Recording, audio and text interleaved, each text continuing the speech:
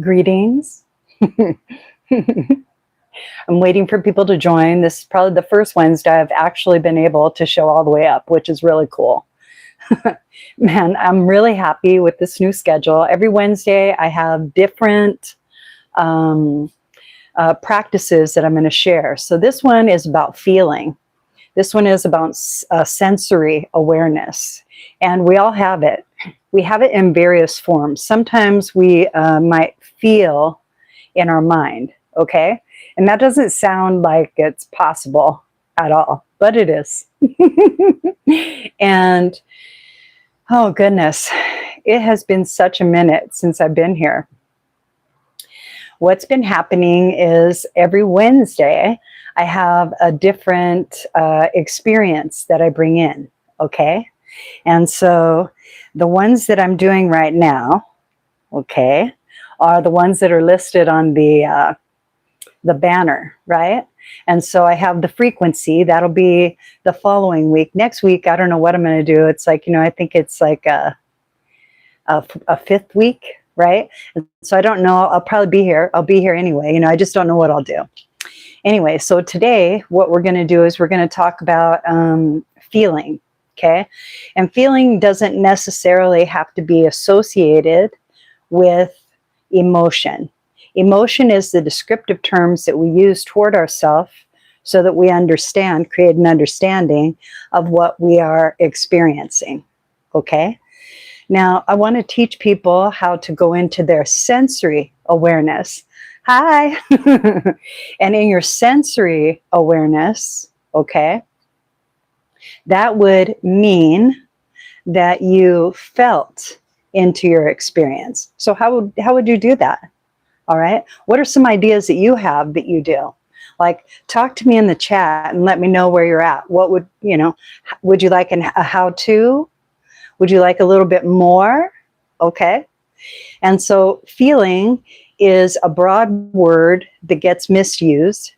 And a lot of times people think that you're in your feelings. Yes, you are. We're always in our feelings. We're in our sensory awareness. And whether we're practicing our sensory awareness, okay, or we're not practicing common sense, okay, that's the intuitive nature that we possess, all right? So what I'd like to do is kind of teach you some things if you're open to that. The first thing that I like to do is I like to embody myself. Right? I kind of want to, ask myself, how am I feeling? Like, how am I feeling? So I want to check in without emotion, and I want to sense into my experience. All right. Sometimes I use energy as my bridge. So I'll go into energy so that I can move through different realms. I can move through body, mind, and spirit that way, and I can hold all three together. That's why I do that. So how I do that is I relax my body and I relax my nervous system, okay? And I usually let go of whatever thoughts are really present and prevalent, the ones that are taking up too much rental space, right? Fuck that. So I just start going, okay, well, thank you. Thank you. I say thank you. All right. And I just start moving them away. And as I say thank you, it allows me to release it because now I've stored it as gratitude. Now that charge that it had, okay, changes. Now my body can sense ease. As my body feels ease, it releases, what about this? And that's what your nervous system is. What about this? What about this? What about this? Okay. So let's kind of practice together and see if we could do this. Okay. All right. So yeah, see, I'm fucking real. I'm very real. Okay. So I don't even know if that's the AI shit anymore. Okay. So first, what I do is I normally allow myself to breathe, right? So that way I can start feeling into me, right? What's me? Like I can feel my back. I can feel my legs. I can feel the the chair I'm sitting on. I can feel my body relax into that chair. I could feel the support of the earth.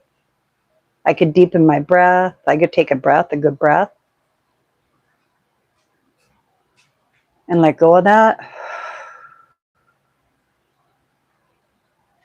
Did you know that we let go of 70% of all the bullshit from our head through our breath? Isn't that great? So that's why breathing is awesome. Okay. And as I relax, I might notice that I have pressure points in my body, and that is energy, that is information that's stored there, that you pocketed there from an experience. It's not right or wrong, it just means it's there. And your presence in your body, your focused energy and awareness in your body begins to reveal where you have little stuck places, okay? And so this is cool, right? So what you want to do is you want to keep relaxing. A lot of people have things in their throat, okay? So maybe you're noticing that your throat feels like it's closed a little bit. So what I like to do is I like to pretend or imagine that I can just pull that right out and put it in some spirit acid.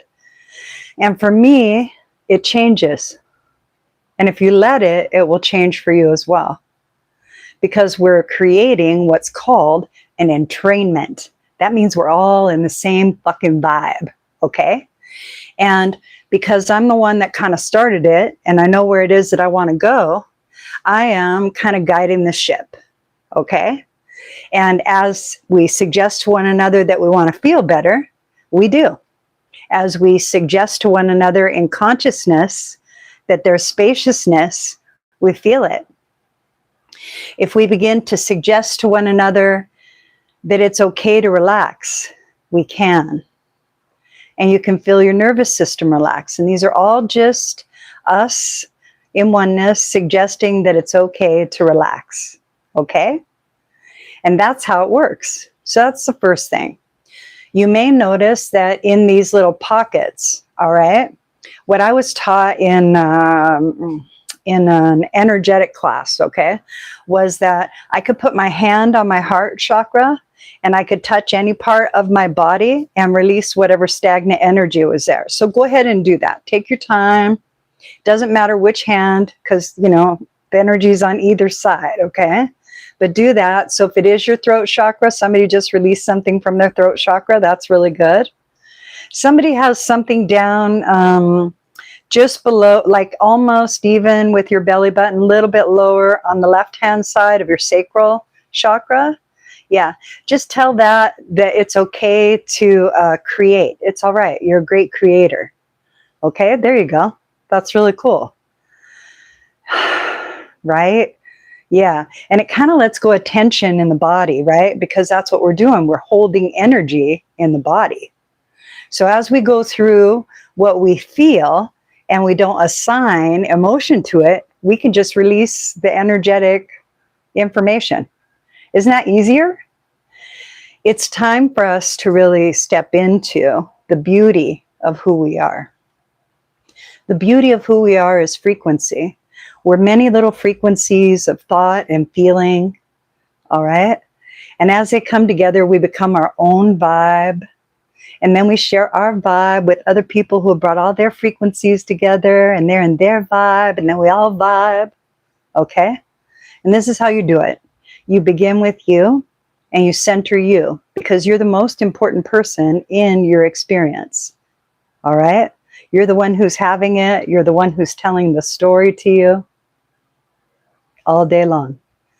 So what would happen if you were telling yourself a great story, right? Would that make you feel happier? Do you think that it would make you feel weaker? All right.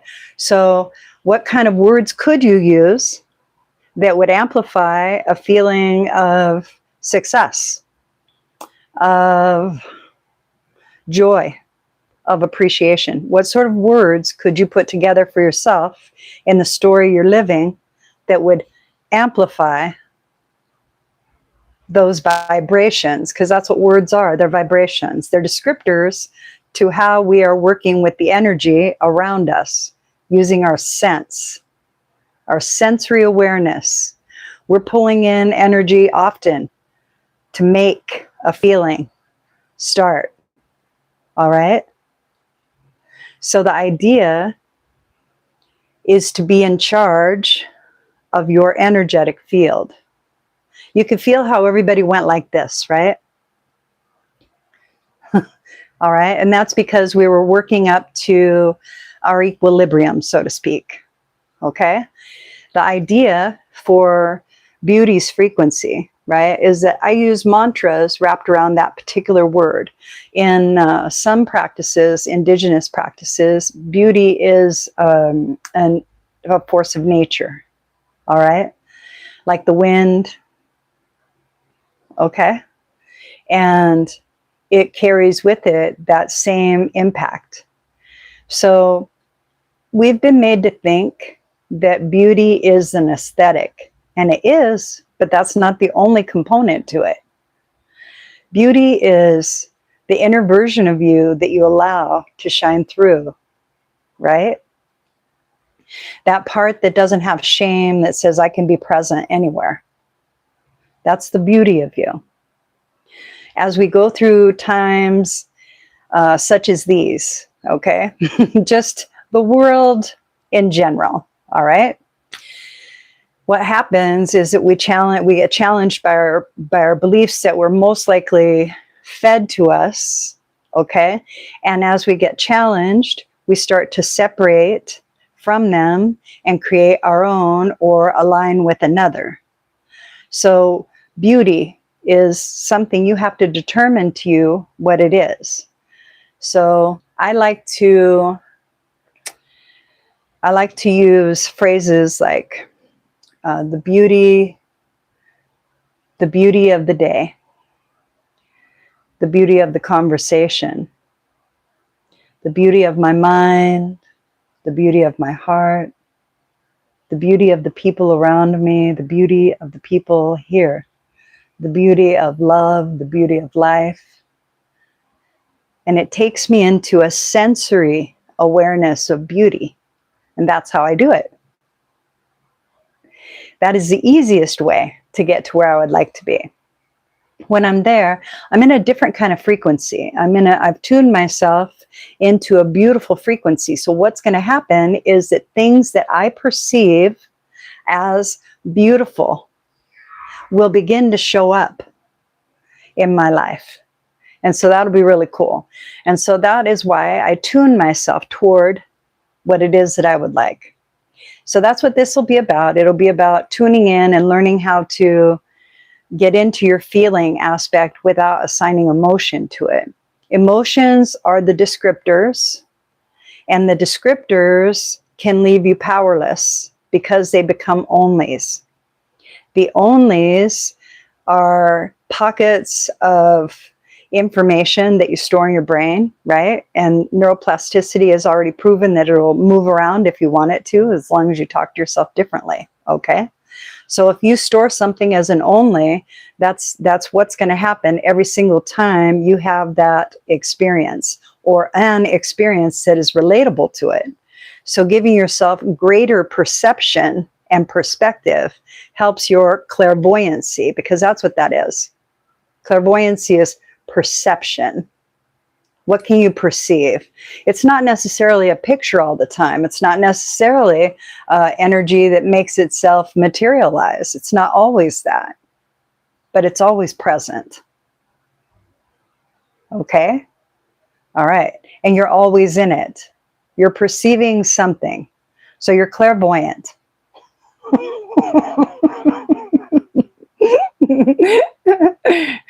That's the best part. You're a lot of clairs. How else are we reading the energy around us, right? We're all doing the same thing. So nobody is excluded from this. Simply because we're not using the language toward it doesn't mean it doesn't matter, right?